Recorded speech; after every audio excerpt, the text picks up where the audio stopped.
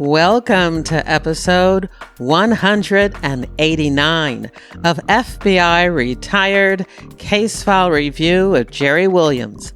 I'm a retired agent on a mission to show the public who the FBI is and what the FBI does through my books, my blog, and my podcast case reviews with former colleagues. Today, we get to speak to, once again, retired agent Michael Harrigan, who served in the FBI for 22 years. In this episode, he reviews his assignment as the Supervisory Senior Resident Agent, SSRA, in the Farmington and Gallup offices of the Albuquerque Division, where he conducted and supervised investigations of crime in Indian country involving homicide, sexual assault, kidnapping, missing persons, and unidentified human remains, and was responsible for federal criminal matters on 3 Native American reservations. Mike Harrigan also discusses his assignment as the chief of the National Academy Program, the leading national law enforcement executive leadership institution, graduating over 1,800 senior law enforcement officers from every state and more than 40 countries. Mike Harrigan previously reviewed the Violent Criminal Apprehension Program, ViCAP, the largest repository of serial violent crime cases in the country. Since his retirement, he is currently the subject matter expert for EAGLE, a security and risk management service for whom he provides consultation and expert testimony related to violent crime analysis, police procedures and policies, and various issues related to policing Indian country. I think you're going to find this a very fascinating episode. Before we get to the interview, I just want to remind you that if you're looking for a holiday gift for yourself or for someone you know who loves to read about the FBI, whether that's crime fiction or nonfiction, I hope you consider purchasing one of my books, available wherever books are sold. I'll never have ads on FBI Retired Case File Review. Book sales fund my podcasting mission. As my holiday gift to you, in the December email, I created with my son a special FBI word search puzzle based on all the things featured on my website. You can join my reader team to get that search word puzzle now, but I will be making it available on my website as soon as I get a chance. I have the opportunity to go to the FBI Academy on December the 18th. I am so excited. I was last there in 2007, and I hear there's been lots of changes. For my January reader team email, I'll write a post about my visit. If you're not yet a member of my reader team, I'm inviting you to join. Once a month, I send out my email digest and try to keep you up to date on the FBI and books, TV, and movies. There's a link to join my reader team in your podcast app's description of this episode. I want to thank you for your support. Now here's the show. I want to welcome my guest back again, Michael Harrigan. Hi, Mike. How are you? Hey, Jerry. It's good to talk to you again. Well, I have to tell you, the 2 episodes that we did on ViCAP and Samuel Little, they were huge when it came to downloads.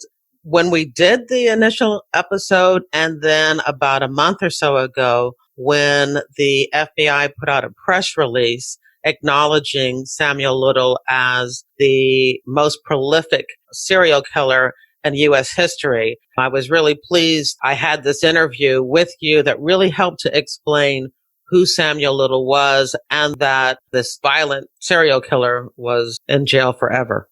Absolutely. It was great to do that episode. I enjoyed it, and I hope it brought some benefit to the public out there, which is really the whole point of the work we're doing here. Now, when we had that interview, I let you know that I was also just fascinated by the work that you had done when you were in the Albuquerque Division out in Indian country. I was so fascinated and wanted to learn more. I read the book, Killers of the Flower Moon. Have you read that? I have not. It's a book that goes back to the origins of the FBI and the work that they did at Indian country in Oklahoma. It's really fascinating. Hollywood found the book And Martin Scorsese is actually filming a movie about the book. Leonardo DiCaprio and Robert De Niro are going to be in the movie. So it's a very fascinating true crime book on, again, the origin of the FBI way back in the early 1900s and their involvement in this murder investigation in Indian country. So that was one reason I'm fascinated. And the other reason is that I watched the movie Wind River. Did you watch the movie? I did. Okay, good. Okay. And so I'm really fascinated, with the idea of the FBI working these type of cases. Well, it'll be good to talk about that. Yeah. When you become an FBI agent, I like to tell people who are interested that you may be working a particular violation. I work frauds for, most of my career, but I also got to work and participate on cases involving, drug cases and organized crime, espionage. I mean, whatever the FBI did in the office that I was in, some point or another, I was involved in a surveillance or an arrest or even interviews involving those cases. But when I look at people who are out in RA, especially out in Indian country, the type of work they did as agents is really so far removed from anything that most agents would work. So I've been talking so much. So as Kanye says, I'm going to let you talk. Give us an overview of the type of things that you work out in Indian country, and then let's get into some of the details. Well, Jerry, there's always been a fascination with the West and remote areas and the history of Native American culture, even though it's not a Western thing necessarily. I mean, the biggest reservations are in the West, central U.S., but they're in many, many states around the country. Small reservations, large reservations. And the FBI's commitment to enforcing federal law on the reservations goes back many, many, many, many years. And it goes all the way back to the Major Crimes Act, which was passed in the 1800s by Congress, to bring a sense of law and order to some of the reservations that were under federal jurisdiction. The Major Crimes Act is really the basis of FBI or federal government authority to support the Native American culture and societies through the bringing of law enforcement to those reservations. So the FBI has been doing this, like I say, for decades. They've been leading the investigations, but it's in partnership with the Bureau of Indian Affairs. The BIA is the major federal agency charged with oversight of the federal government's relationship with Native American reservations and tribes. So the FBI's role in that is delineated at specific reservations where federal jurisdiction is there. Where we have federal jurisdiction is the FBI is the lead agency to investigate violations of the Major Crimes Act.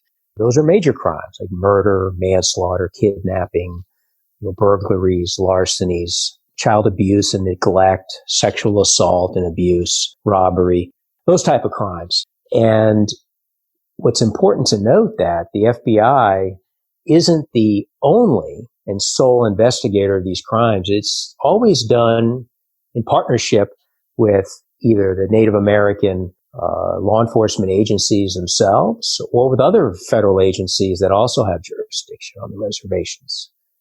So that's really the crux of how the federal government has a role there. And again, it is somewhat of a challenging environment in which the FBI works just because of the remoteness of the assignment. Most big reservations are in areas that are removed from major cities, in more remote areas, rural areas. That's where the reservations happen to be.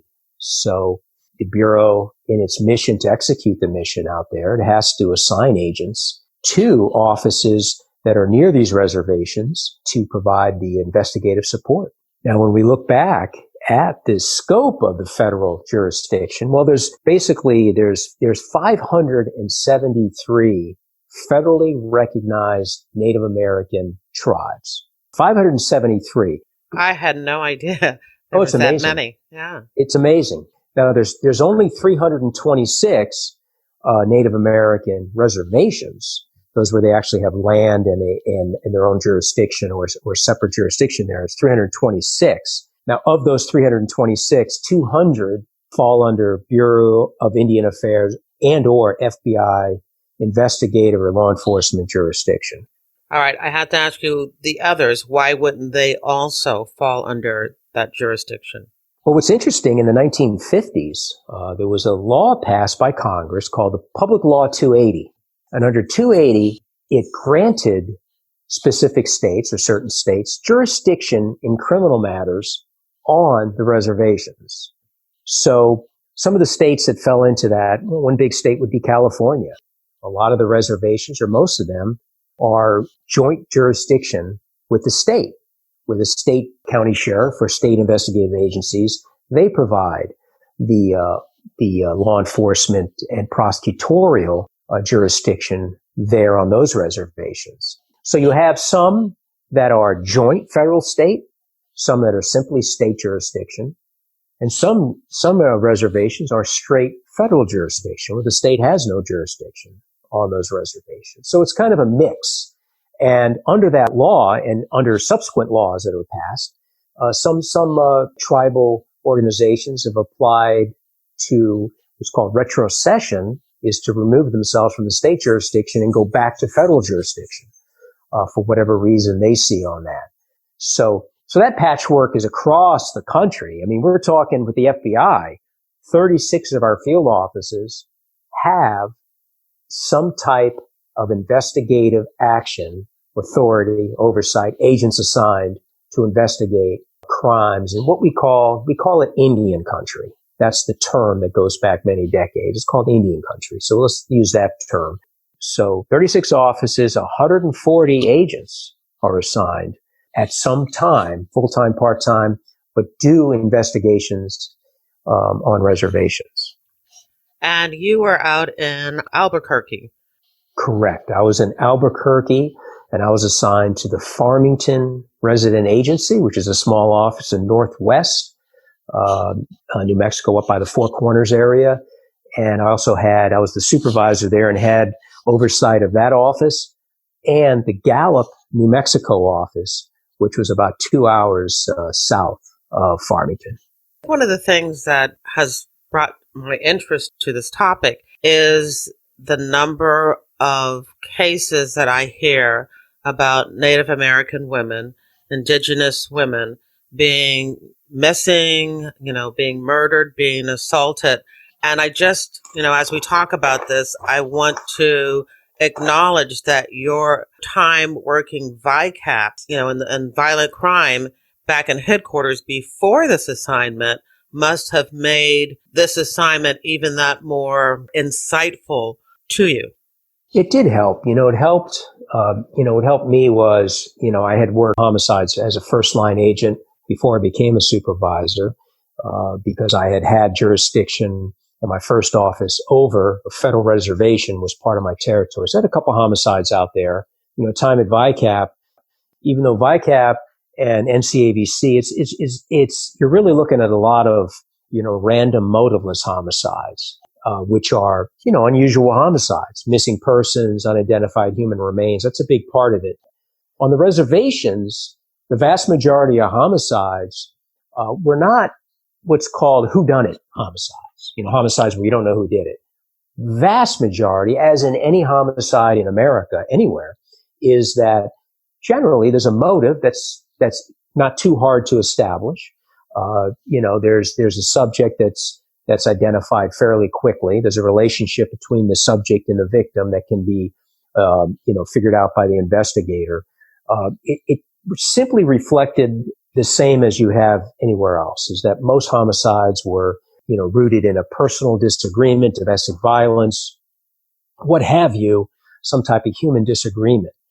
We did have a small number of homicides in which they were somewhat, they appeared to be random or motiveless, where we couldn't establish, sometimes we had a hard time identifying the victim. And a lot of times that had to do with the remoteness out there. If a body was left somewhere in the open, over a short period of time, animals and the environment would degrade the remains, and you may only have skeletal remains when it's discovered maybe weeks, months, or years later. So that was a challenge, trying to identify who the victim was. And sometimes, again, because of the remoteness, not something unique that has something to do with crime in Indian country, rural areas, when a body is left out there and time goes by from the time a homicide was committed, evidence is lost, evidence degrades. So those were challenges in a small number of cases out there where we would have, skeletal remains. It was a challenge just getting the person identified, because until you know who they are, it's hard to really start a homicide investigation until you can start figuring out who may have had, who was related to the person, who they may have been, where they were last seen, and you start building the case. But really, the essence of investigations in Indian country with homicides that occurred out there was really no different than any other place. One of the biggest challenges, though, is that in urban areas or where you have more law enforcement resources, you have a better team approach to investigations where you have dedicated, crime scene personnel, you have investigators, you have, photographers as part of your evidence teams. You have all these resources that can respond fairly quickly, and you have a lot more resources where on the reservations, because of the remoteness, many times you don't have all those resources close at hand, where it's hard to marshal a large response to a homicide scene. You may have to operate with very few investigators and limited forensic support. Now, when you talk about remote, how many miles away, say, from Farmington or from Gallup, would you have to travel to do your work? It all depends. On the reservations, there are towns and cities where people are more concentrated. And then there's remote areas where individuals may live a mile from the next closest person. So it all depends. Out there there was a Navajo reservation. Navajo reservation is very large. It stretches across 3 states. It goes from New Mexico into Arizona and up into part of Utah. So that is a huge reservation. And 3 FBI field offices have a piece of, so to speak, of the reservation in different areas. So there's a large number of agents relatively. You have several small offices that do have a hand in investigating crime on the reservation. So it can be anywhere from 20 minutes, 30 minutes from your office to the closest part of the reservation where a crime could be committed, or it could be 2 to 3 hours. It all depends on where it occurs. So the way the Bureau would set up, it has its offices set up, to drive from Farmington on one side of the reservation to the southwest corner in Arizona would be many, many hours. But we split that between different offices to put us in fairly close proximity, where it's rare that you drive from the New Mexico side. For us, you didn't really drive more than an hour to an hour and a half each way to get to your furthest crime scene from your office. The remoteness and the location of the reservations does play a large part into one of the challenges the FBI has in staffing, assigning agents to these type of investigations. Because of the remoteness and how rural they are, it's relatively rare that you're going to have recruitment of FBI agents that came from those areas.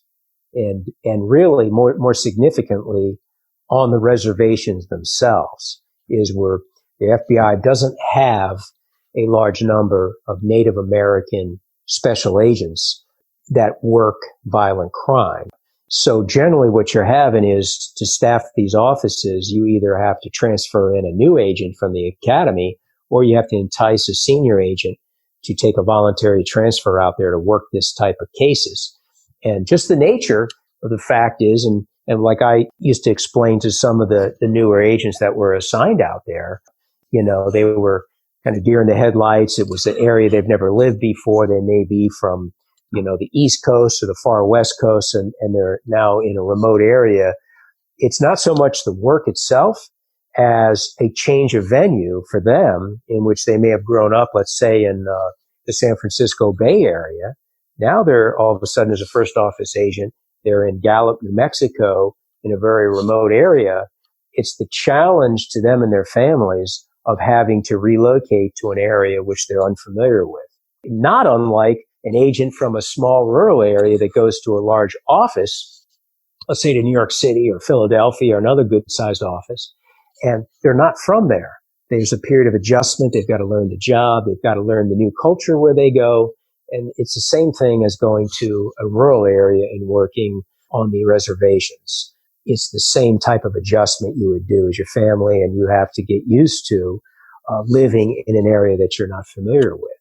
So when you add to that also the challenge of working violent crime, which is not something the Bureau does as a core mission, you're working crime scenes. You're working homicides and sexual assaults, serious aggravated assaults. You're working very violent crime, and not something the Bureau is generally poised to do. Most agents don't work those kind of cases. So even if you're a senior agent going to an assignment working on reservations, you generally don't have experience or background in working violent crime. So that's an adjustment also for senior agents that go out there. Well, you're from Connecticut, so how did you end up out there? Well, what's interesting is when I was in the Army, I got sent to some pretty austere places around the world. And I remember one particular assignment in Central America, and I spent my time there really working on the streets with the law enforcement agency from that city, and got to really get exposed to a very poor, very violent, drug-riddled society there in that country. And then when I became a police officer, I generally spent most of my time in the inner city, working in housing projects and in the poorer section of town.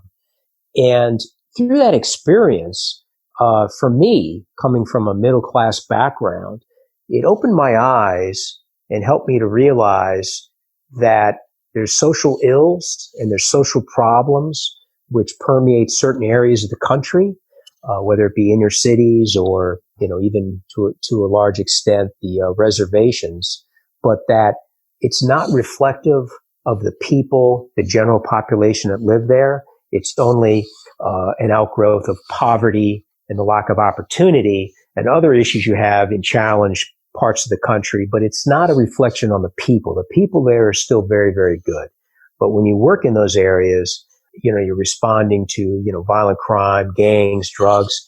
It's a battle and it's a struggle and it's a challenge to maintain perspective, understanding that, the people that live there, the taxpayers, those that live in those areas are really good people.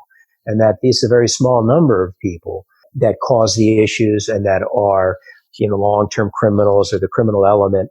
And the same on the reservation. It's a very, very small number of individuals that fall into these crime activities, and that the Native American culture, the society is just a very beautiful society, very vibrant society. Its culture is deep and rich. And when you get to know the people behind all this, you realize that, it's just like any other jurisdiction. Every jurisdiction in America has its crime challenges. So making that transition to working on the reservations to me was not a hard thing, because I did not, even though I came from a middle class background, I was very comfortable working and operating in a lower income area. It didn't faze me at all. Now, on this podcast, we've talked about the violations that the FBI works, and I'm looking at an FBI article about Indian country here, and it says that approximately 75% of the cases that the FBI investigates in Indian country are death investigations, physical abuse of a child, sexual abuse of a child, violent felony assaults, and rape. And so really that's everything that you were just talking about. You looked at an aspect of law enforcement that most FBI agents did not have to encounter. So perhaps what we could do is Talk about maybe a few of the cases that you've worked on when you were out there. I supervised the cases, so I wasn't the hands-on investigator. My role as a supervisor was basically to make sure resources were properly assigned, priorities were correctly followed, things like that. Whereas the very nature of the investigation is the investigator would get a call in the middle of the night frequently, and they would have to respond out to a remote area to team up with the tribal police to start the investigation. My role was whenever an agent deployed out after hours, they would call me and say, hey, just give you a heads up. We've got this possible crime on my way out. So I'd make a judgment call as a supervisor. Do you need a second agent for safety purposes? Should we be sending 2 agents or more out to the scene to make sure our personnel are safe and make sure that the agent, the investigator, has the proper resources? So what I would do is, and I had very good investigators on the squad, and the younger investigators learned very well from the senior investigators. It was a good passing down of knowledge from agent to agent as they rotated through there. So I did not, on a regular basis, go out to the actual crime scenes. I would go out here and there as needed to look at the scenes and maybe help out. But most of the scenes were well investigated by the investigators, by the agents, and the tribal investigators that they partnered with. So I didn't have a need to be on scene. And, with the sheer size of the territory out there, especially with my office in Gallup, it would have been sometimes a 3-hour drive each way to get to outlying crime scene. Well, as the supervisor, it does put you in a position of being able to look at the different cases that were open in the area. I'd love for you to share some of those with us. I can tell you about a couple of cases that are fascinating. I remember one day, it was a Sunday, I believe it was a Sunday, I get a call from the on-duty agent that a skull was found on the reservation, not far from the office, maybe about 45-minute drive. It was in a residential area. And when I say residential area, the residential area in a rural setting is much different than what one would envision in the city with quarter-acre lots. You can see the next house over here, and another house might be 100 yards over there. So it's pretty spread out. So we went out there, and typical conditions out in a remote area, the wind was blowing 40, 45 miles an hour. It was a very heavy spring wind out there.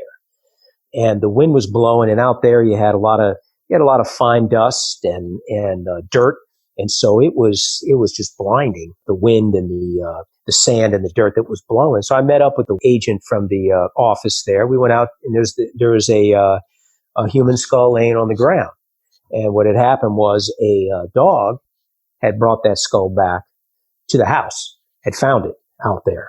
And so the owners called the local police department, which was the tribal police, and said, hey, we get, a skull here. It looks like a skull. So we go to the scene, and one of the first determinations you have to make, and again, you can't make definitive determinations. It's hard on a crime scene to make definitive findings. A lot of findings have to be done through, forensics and testimony and everything. But what you can do is you look at the skull, and one of the challenges we had out there was, is this an archaeological issue? Is it a historical skull, maybe from a years ago Native American burial site that may have been unearthed and the skull brought back? Or is there some indication here it might be a more recent homicide, missing person, accidental death, but is it somebody from modern times? That's always a challenge out there whenever you have skeletal remains. So we looked at the skull, and the beautiful thing about the FBI is the amount of talent and the specialties that are hired by the Bureau. We by chance had an individual who was an agent in one of the smaller offices within the division who, before he came into the Bureau, was a forensic anthropologist. That was his specialty.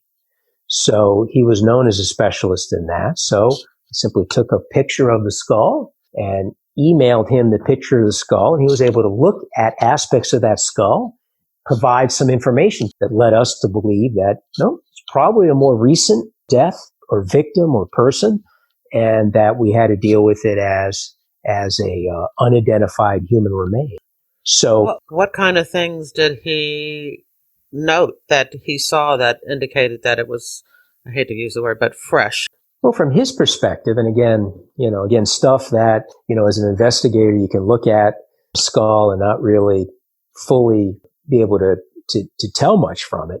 He looked at it and he saw what appeared to be, from the pictures, indications of some dental work that had been done. So when he looked at that, that was an indicator. Well, they didn't do dental work 300-400 years ago.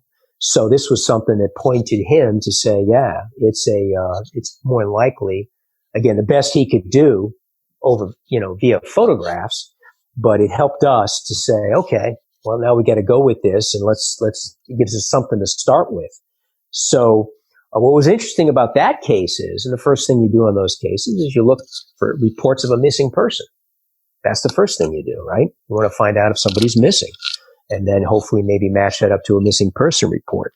The problem you have, as you do in a lot of rural areas that are remote, is that not everybody that when skeletal remains end up are necessarily a result of felonious activity. They're not necessarily wrongful death. It could be something as simple as somebody wandered off in the winter, in the cold, maybe took a shortcut across the reservation, was going to walk 5 miles, shortcut to get from their house to a friend's house, and they never made it because of the cold, exposure, an injury, sickness, illness, something, and they end up succumbing out there in the open. That can happen, and that has happened on a regular basis out there. So that was one thing we had to look at. But in this case, we couldn't find, at least during my time there, this was within my last year there, we were unable to identify a missing person, and we're unable to identify the identity of this person. So that came back to my time at ViCAP, where we made the entries, the necessary entries into the NCIC system, characteristics of the skull, and into ViCAP to mark it as a unidentified human remain. Most of the homicide cases that we had really, sprung from a personal disagreement. You had a couple guys, the typical one, you'd have a couple guys, weekend, they're in a house, maybe in a small community on the reservation. There's a disagreement, and one either bludgeons the other to death or shoots him. And, that was a typical homicide. It was very simple to solve because a lot of times the offender was still at the scene, or there were witnesses that could tell us, who the offender was. So most of the homicides were simple to solve. A person was caught right at the scene by tribal police. They would call us. We'd go out, do the forensics, do the, crime scene sketches, the photography, collect the evidence, and interview the witnesses and attempt to interview the subject. And, many times the subject would just out and out confess to what he had done. So really there wasn't much to it. And then we would simply present the case to the U.S. Attorney's Office, and they would submit it for prosecution, indictment, what have you, and the case would go through federal court.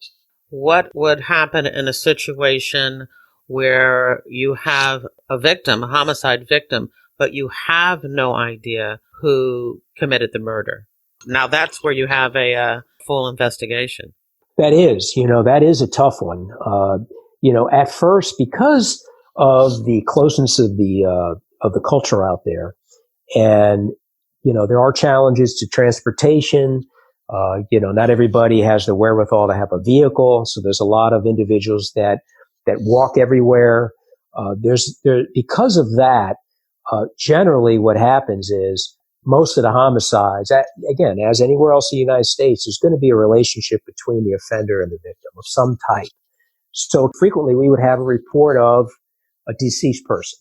The first thing we would do is we'd go out to the scene and we would work with the tribal police. Again, everything's a partnership because the tribal investigators, there's a good chance they may know the individual, they know the culture. So we would work hand in hand with them, and we would look at the crime scene. And the first thing we do is this could this be a natural death? Could it be an accidental death? Or is it a homicide where somebody had a hand in the death, or even a suicide at times? You'd have suicides. So one of the challenges we had is in remote areas, we have a body that may have been there for days or weeks even. And we have to try to figure out pretty quickly, is this a wrongful death or not? So we would have to go through the steps on a homicide investigation that you would do in any homicide investigation, is identify the victim, try to construct a timeline, where they were last seen, who were they last seen with, do interviews, send the body down for an autopsy. Because a lot of times on people that have been dead for a while, you may not have overt signs or apparent signs of a homicide. You have to send it to the medical examiner and wait for the results of the autopsy so they can give you some guidance on maybe how the person died. So not every homicide has, clear knife wounds or bludgeoning wounds or even gunshot wounds that would give the investigator a clear idea that it was homicide. Sometimes it's more subtle than that, or had been covered up by environmental degradation of the body or effects of the environment on the body. But that was the big thing, was you go to a scene, you have to determine quickly and methodically whether it's a natural death. You may have somebody with Alzheimer's.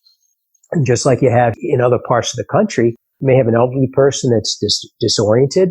They wander out of their house. If they're in an urban area, they may be wandering down the streets, eventually going to be seen by somebody and picked up.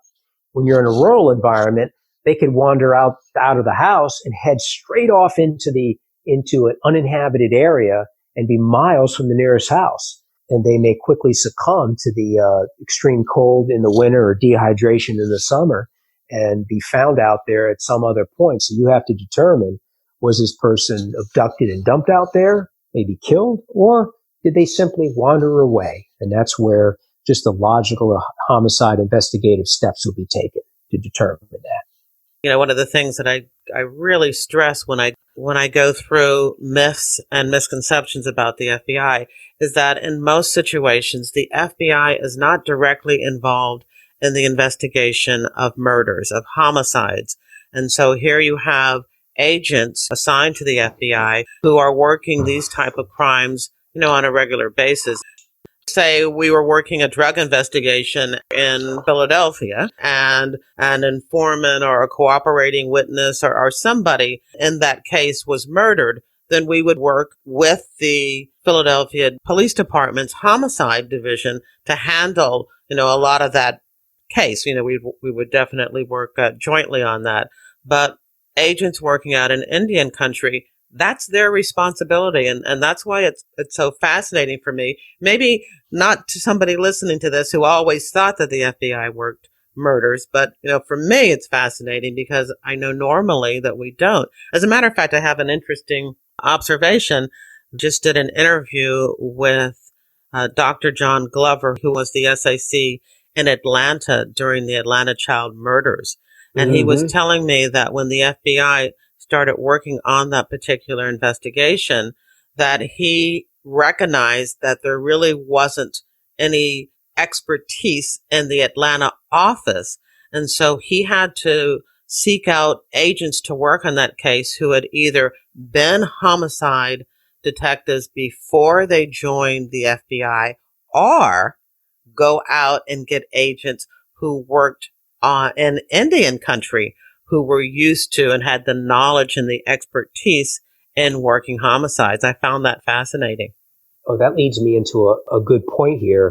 The FBI's commitment to Indian country investigations is, even though these offices, whether it be Albuquerque, Phoenix, Minneapolis, you have very remote offices far, far away from headquarters city where these investigations are taking place. But one thing that we do have is the ability to call in the evidence response teams. Now, those evidence response teams, I can't say enough how critical they were in difficult homicide investigations, in which scenes were more complex, that you really, needed to depend on forensics to a large point. For example, whenever we had a buried body, a body that had been partially buried underground, as a way to hide the homicide. One of the things we would do is always call in the evidence response team because there's a lot of complexity to exhuming a body that had been hidden. I mean, there's all type of evidence that the average agent could potentially miss or contaminate. The evidence response teams, and every field office has one, they're specially trained on how to exhume bodies and evidence and preserve evidence.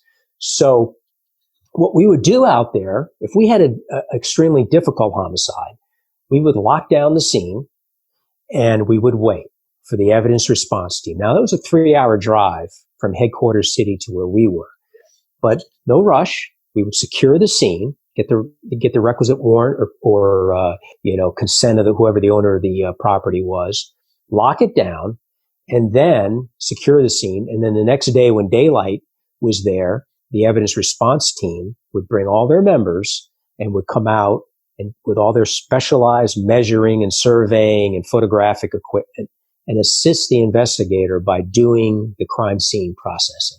That is something that was very similar to what a major agency would have in any city in America.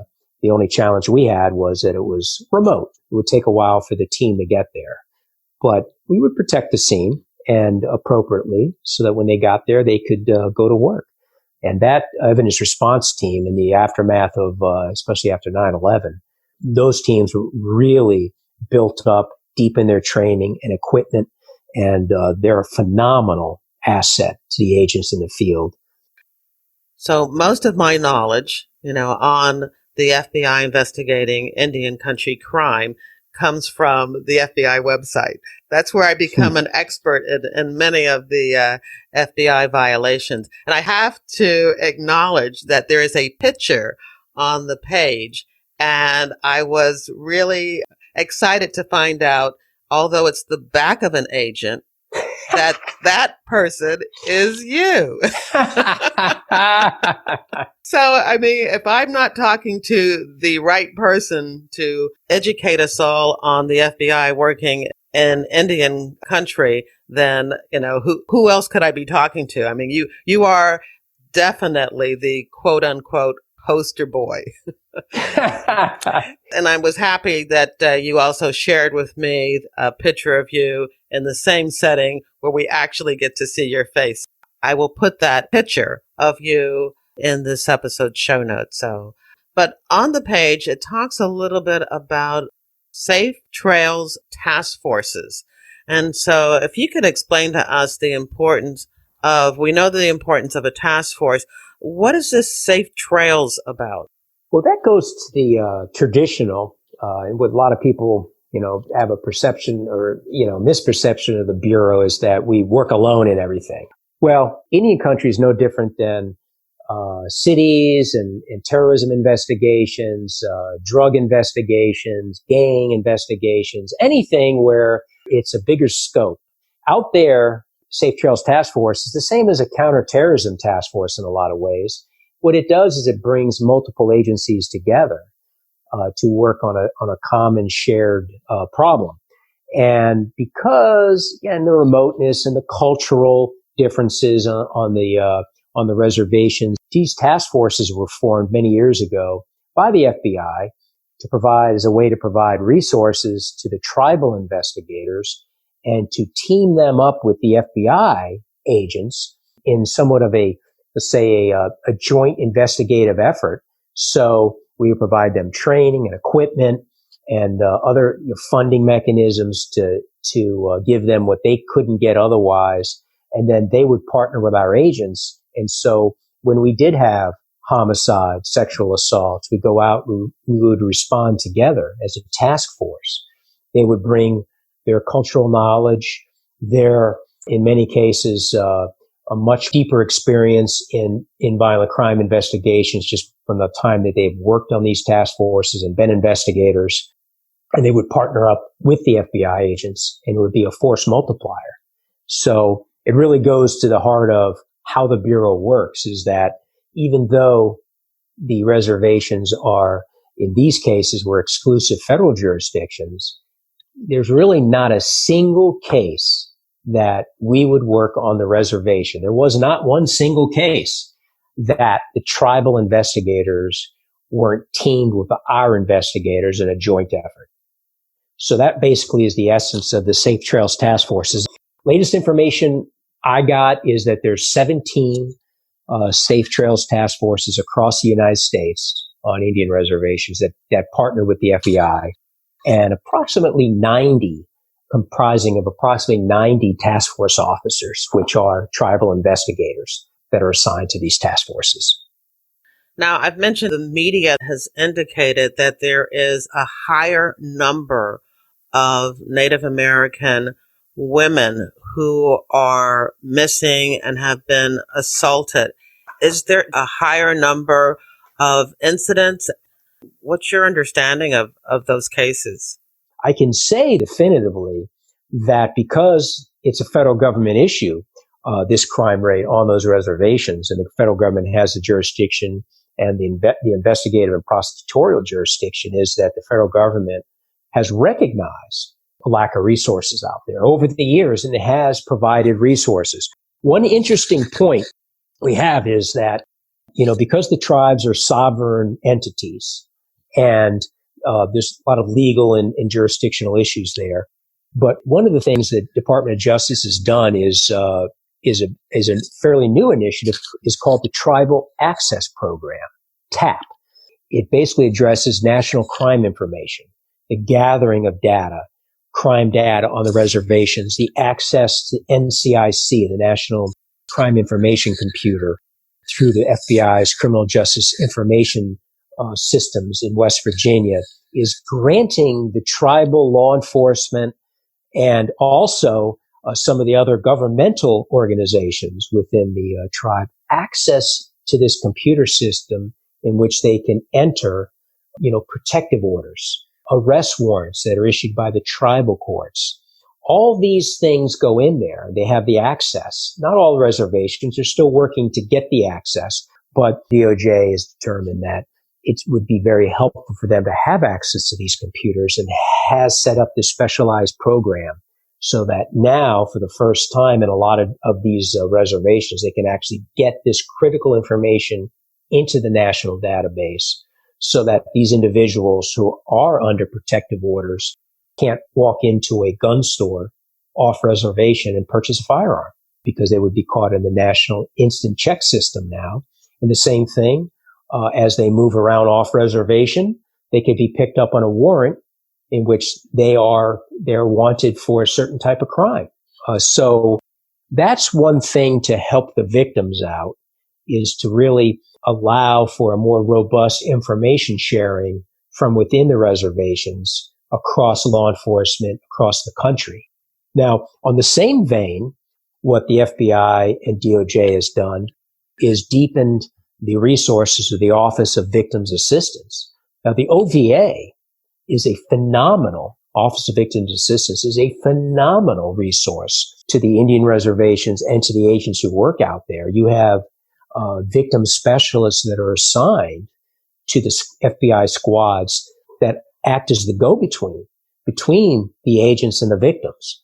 Their role is to bring the federal government services and tribal services to partner to make sure the victims have the maximum benefit of available resources to help them as they prepare to testify, as they struggle with medical and mental health issues in the aftermath of their victimization. This unit, which is basically out of headquarters that oversees the victim specialist, does a phenomenal job in providing training and support in placing these victim specialists out in the most remote areas to provide that hands-on federal government reach down to the individual victims. So that is one way, which I think is absolutely critical out there and shows the dedication of the FBI to helping these communities. Now, we can also talk about one other resource, the child forensic interviewers. Now, in child crimes, in many major law enforcement agencies, you have specialists that deal with child crimes. Well, the nature of the assignment out in Indian country is not all the agents are well trained or experienced in interviewing children. So what Office of Victims Assistance has done is hired experts, expert child interviewers that are non-agents, but that have psychology background and extensive experience doing child victim interviews, usually for a city or county agency, bring them on to the federal government. And what they'll do is they'll send them out as needed. Sometime within hours, they can deploy out and actually sit down with the child victim and really get a good picture on the details of the victimization, on the scope of the victimization that is absolutely invaluable in building a case against an offender, or in other instances, clearing an offender who's been wrongfully accused too. When I was doing research, preparing for this interview, I came across an article from CBS News that says that Congress tackles crisis of missing and murdered Native American women. Can we talk about that a little bit? Is there a crisis? I think anytime,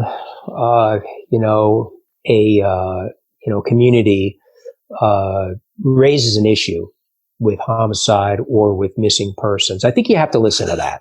And one person missing is tragic as much as 5,000 people. It's an issue that they're feeling out there. They see it out there. And, I believe there's validity to it. One of the things that was designed to impact this issue was, again, as I talked about, was the Tribal Access Program to NCIC. That was designed to provide that hook into the national repository on NCIC of missing persons, unidentified human remains, is to provide the Native American law enforcement agencies an opportunity to put that in. Now, the problem is that generally in missing person cases, the majority of them are not necessarily foul play. So when that happens without foul play, the federal investigative agencies that may have jurisdiction on these reservations don't necessarily get involved, because that is not part of the Major Crimes Act, a missing person. That's always been nationally, it's just the law enforcement standard. That is a missing person report, and the initial look is always handled by the local or closest jurisdiction to the missing person, which would be the tribal police department. So, when you look at the Tribal Access Program, latest statistics are the 573 tribes, a very small number of them are participating in that program still. So there's a lot of technical challenges and everything else that go into that, but NCIC access is still not as widely available to the tribal investigators and tribal police departments to catalog and provide a resource on these missing persons. That is clearly a problem. How to address that issue? I'm not sure. That's really beyond my expertise, really, to speak to that. There are challenges within remote areas that are unique to missing persons, such as individuals that may succumb to the elements out there and never be found or not be found for years. That's a problem that's somewhat unique from more urban environments. With any missing person report or incident, there has to be a investigation to back it up, to make best efforts to track a person down. And I'm not sure that the resources are as available in these areas as they are in a larger city somewhere else in the United States. The same CBS article that I mentioned quotes here, it says, source, U.S. Department of Justice, that women in some tribal communities are 10 times more likely to be murdered than the national average. I think what you were just saying kind of gives us an indication of why, as a nation, as a country, we're not necessarily aware of that. And that's because the reporting statistics aren't available to everyone. The vast majority of homicides occur within state, local, or other jurisdictions. Missing persons, same thing. And it's not a federal issue generally. So uniform crime reports rely on voluntary reporting by agencies to the federal government so that they can collect this data. So if you have a small tribe out there that is struggling with the resources just to do basic law enforcement, they may not have the resources to put together an annual report and submit it to Department of Justice to report the victimization out there. But if a Native American woman is 10 times more likely to be murdered than the national average, I don't know if you can answer this, but why would there be an increase in that statistic? Why would it be any different?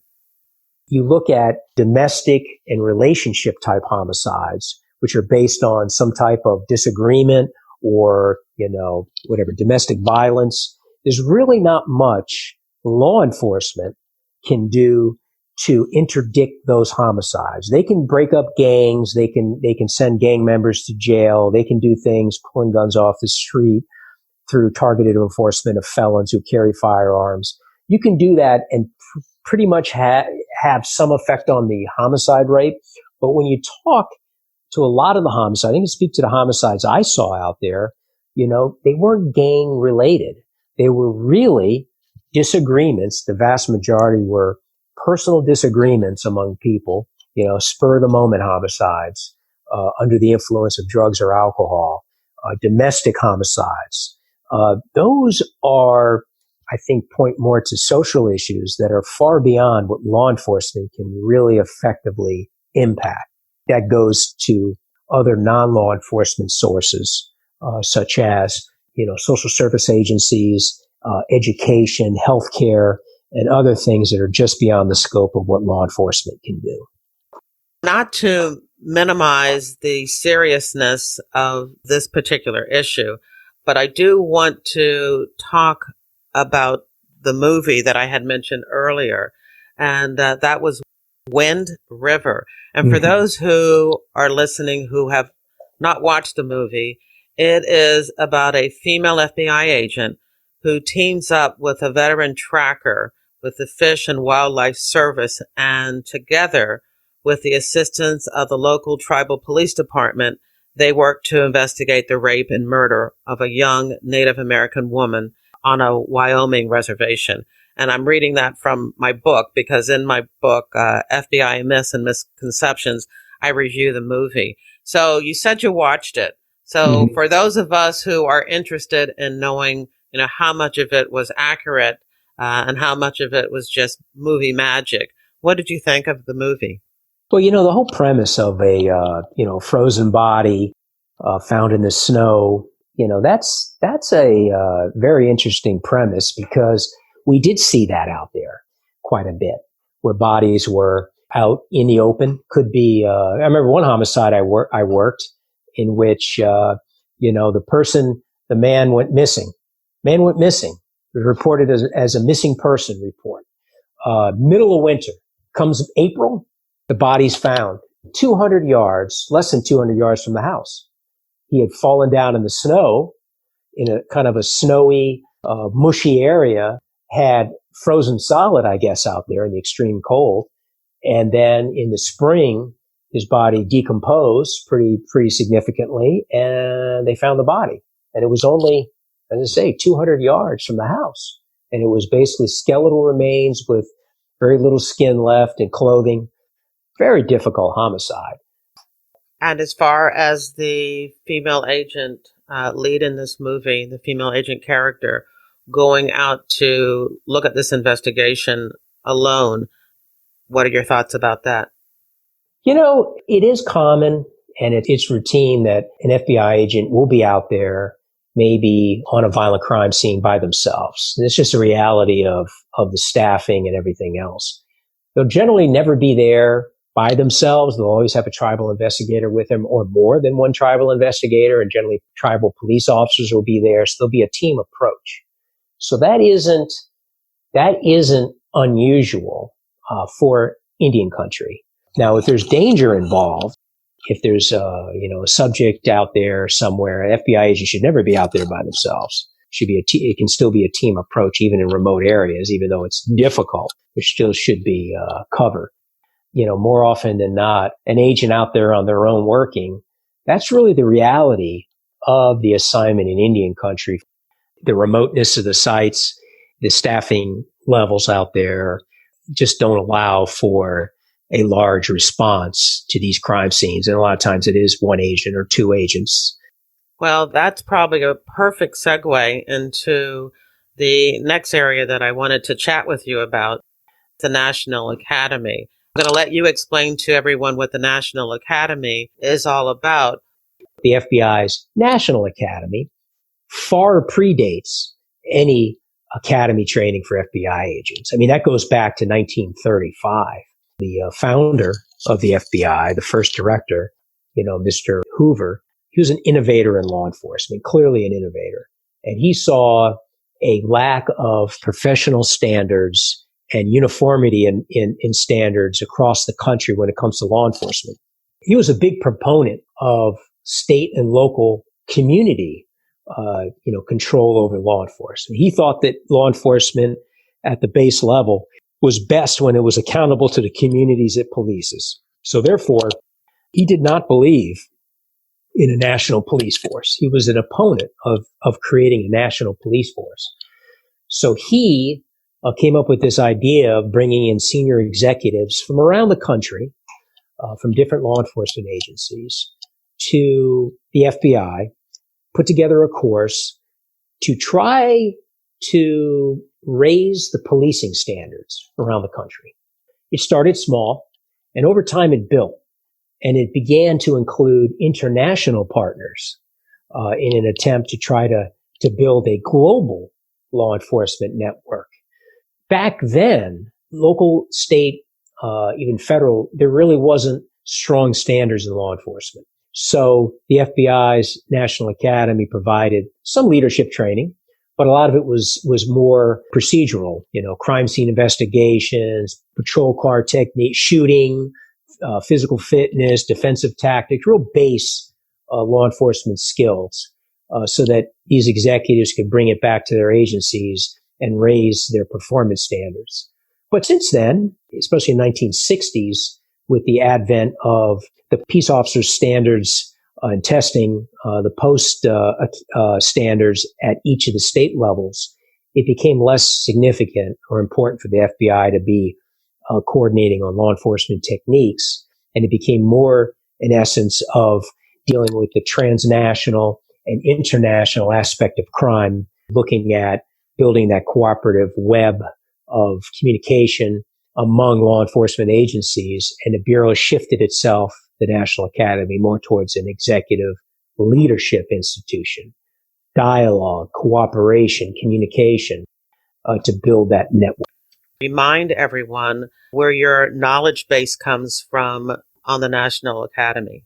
Really my first exposure to the National Academy was as a first office agent out in Kansas.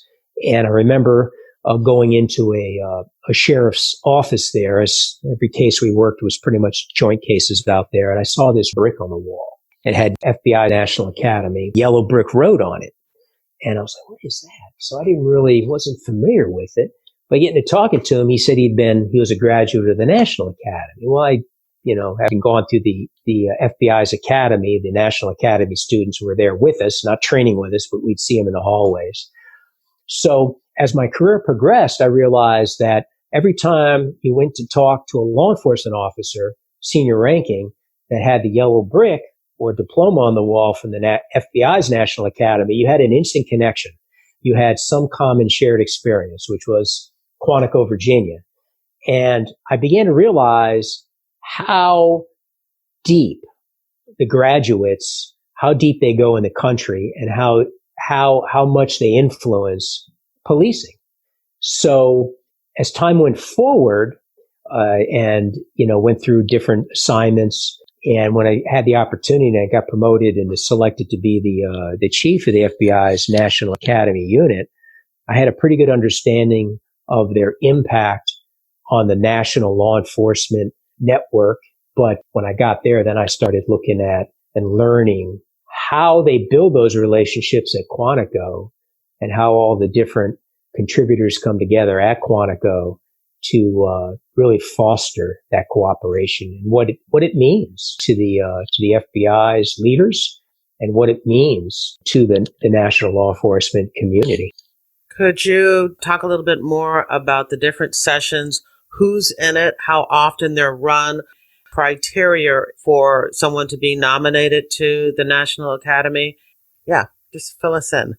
There's 4 sessions a year. Each session is about 10 weeks, approximately 230 to 240 senior law enforcement executives. Now, it's, by doctrine, it's generally lieutenant or higher in a law enforcement agency, and it could be state, local, it could be, county, federal, military law enforcement, or tribal law enforcement.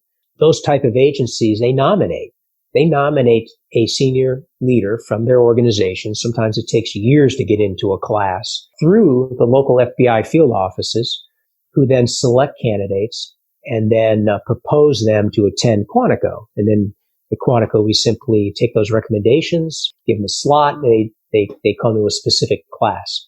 Now, what's remarkable about the network and what the class constitutes is the fact that there's anywhere from 20 to 30 international students also in each class. And that has, I believe, over the years, close to 140 countries have sent senior leaders to the FBI's National Academy to share their perspectives and to learn from American law enforcement. So it's a two-way street there. And that component right there is one of the more remarkable parts of the program, is that whole worldwide reach. And so approximately, about 1,000 or so students a year, come to the National Academy. They go through the training. The FBI National Academy doesn't make leaders. That's not its mission, to make leaders. Law enforcement agencies out there, extremely professional, have great leadership development internally, but they send their leaders to the FBI National Academy to take them to another level. And it's not the FBI telling all these 200 and something attendees how they should do business. That's far from what happens there.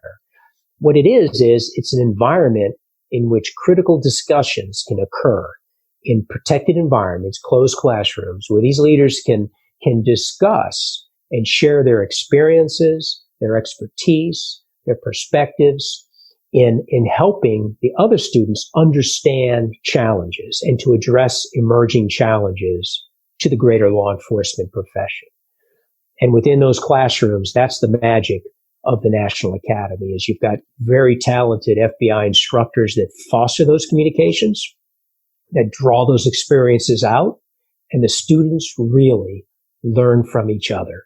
And from the smaller departments, they learn the perspectives of what it takes to be a leader in major cities like New York and Boston and other cities, and vice versa. Leaders in those large departments can understand the challenges faced by leaders, and maybe some departments have 3 or 4, 5, 10 or 20 officers. So it provides them the opportunity, each of those sides, to learn about the greater law enforcement challenges that face the country. That's really the beauty of the National Academy, is really that networking and that sharing of ideas that go into that. But one other aspect of it is that it's not a snapshot in time. The 10 weeks at Quantico is just 10 weeks at Quantico. But what they do get is they leave Quantico with lifelong friends and connections, in which, as leaders, if they face a challenge procedurally, policy-wise, ethical issues, they can pick up the phone and call someone else in their class or anywhere in the network and get frank, confidential, and professional advice that they may not be able to get within their own agency. That right there is something you can't quantify, but something that really goes to the essence of what the FBI National Academy is. Once they leave Quantico, the Bureau's done with them, right? They go back. Sure, they maintain relationships with our field offices, their resource partnerships, but really the FBI's National Academy Associates, which is the postgraduate organization, it's a non-FBI organization run by graduates. That organization there is what really keeps that group together and keeps that communication going, is that association. That is a phenomenal association to support graduates and to continue the discussions and the training that happened at Quantico. Thank you for that, because I think there was a lot of people who see the National Academy and were always curious as to the FBI's involvement and what that was about. So I think that's very helpful. Now, the last time we spoke, episode 177, during that episode, I did ask you when you joined the FBI and why you joined the FBI. So I'm not going to ask you that again, but I don't think I gave you the opportunity to have the last word. Is there anything that I forgot to ask you that we didn't talk about? An observation? You have the last word. Whether it's ViCAP or Indian country, I think those programs are larger, really, in my mind, than the average Bureau program in a lot of ways, because, you look at the victim side of those crimes, of those type of issues, it comes back to victims. And it really comes back to the Bureau's commitment to victims assistance, all that work that those professionals do to really help victims and are driven by a passion for the victim. And I think those two programs there really encapsulate, in a lot of ways, the Bureau's commitment to doing the right thing in tough circumstances. And that's the end of the interview.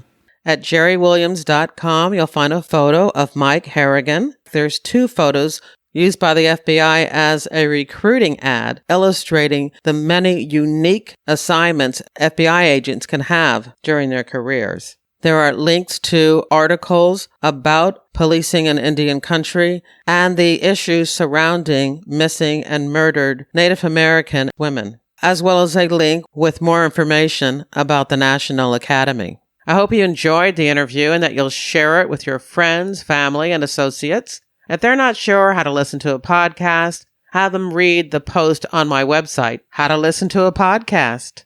And subscribe to FBI Retired Case File Review on Apple Podcasts, Google Podcasts, Spotify, or your favorite podcast app. This podcast is about true crime. But if you're also interested in crime fiction, I want to invite you to join my reader team, where once a month, I keep you up to date on the FBI in books, TV, and movies. When you join my reader team, you get access to my FBI reading resource, which is a colorful list of more than 50 books about the FBI, books written by FBI agents who have been guests on this podcast. Nonfiction, crime fiction, true crime, and memoirs. You can join on my website or use the link in the description of this episode in your podcast app. I would love it if you also check out my books. My nonfiction, FBI Myths and Misconceptions, a manual for armchair detectives, which goes through 20 cliches and misconceptions about the FBI in books, TV, and movies. And there's also my Philadelphia FBI Corruption Squad crime series. All of my books are available wherever books are sold. Thank you for listening to the very end, and I hope you come back again for another episode of FBI Retired Case File Review with Jerry Williams. Thank you.